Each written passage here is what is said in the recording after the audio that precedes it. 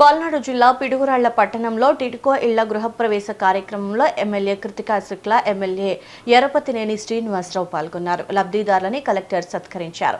పేదల సంక్షేమమే కూటమి లక్ష్యమని ఎమ్మెల్యే శ్రీనివాసరావు తెలిపారు. పేదల సొంతింటి కల నెరవేర్చేందుకు 2016లో ఇళ్ల నిర్మాణాలు చేపడితే వైసీపీ ప్రభుత్వం వచ్చి పేదల ఇళ్లను తాకట్టు పెట్టిందని విమర్శించారు. లబ్ధిదారుల పేదరికాన్ని వెక్కిరించేలా టిడ్కో గృహాలని నిర్వీర్యం చేశారని మండిపడ్డారు. నాడు ఇచ్చిన మాటకు కట్టుబడి సీఎం చంద్రబాబు పేదల కలను నిజం చేశారన్నారు. పేదల ఆర్థిక ఇబ్బందులను దృష్టిలో ఉంచుకుని ప్రభుత్వం ఎంతో ప్రతిష్టాత్మకంగా నిర్మించిన ఇళ్లను సద్వినియోగం చేసుకోవాలన్నారు.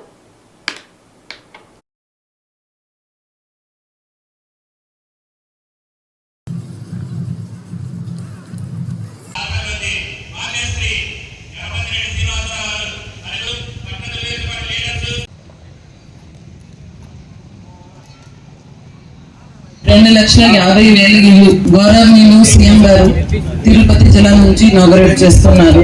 ఇక్కడ మన పిడుగురాలలో 2,800 టిడ్కో ఇల్లు శాంక్షన్ ఉంటే ఇప్పటికీ 1,277 ఇల్లు ఈ రోజు పూర్తి అయి ఇనాగరేషన్ చేయడం జరుగుతుంది. మొత్తం 83 కోట్ల ఖర్చుతో ఇంకా 14 కోట్ల ఫెసిలిటీస్ ఖర్చుతో ఇది మీకు అందజేయడం జరుగుతుంది. G+3 విధానంలో షియర్ టెక్నాలజీ వాడుకొని చాలా పక్కగా మంచి క్వాలిటీతో కట్టడం జరిగింది.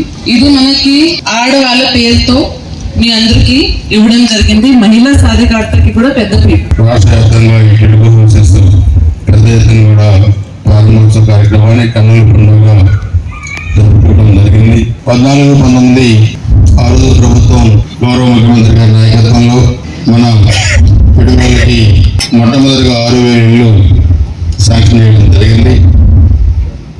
దాని తర్వాత వచ్చిన ప్రభుత్వం 2,832 ఇళ్ళకి తగ్గించారు. సో దీన్ని కూడా మనం చూస్తే లాస్ట్ 5 years కూడా ఈ కన్స్ట్రక్షన్ పూర్తి చేయలేదు. 2 లక్షల